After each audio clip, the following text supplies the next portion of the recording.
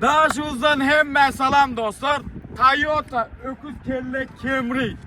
Yılı 2011. Motor 2,5'lık. Bakarsam dostlar 8500 dolar. Hani davay abzora geçelim.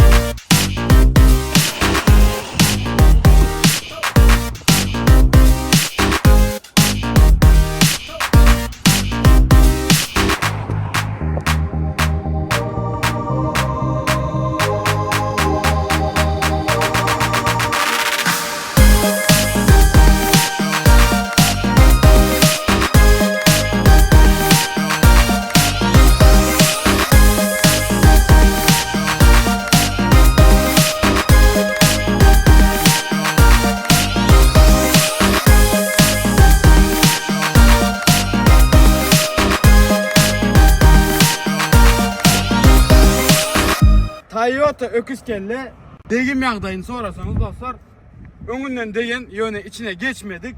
İyi kapot işlenen. İyi renk yağdayı kızıl renkten ak renke geçirilen.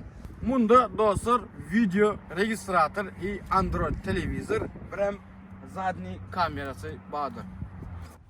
Dostlar kime gerek olsa aşağıda numarlarını koyup geçecek arkayın havalaşıp alıp biliyeniz. Nu Bağıt Köşkü'nden, Daşu Şakar'dan hemen salam. Canınız sağ olsun.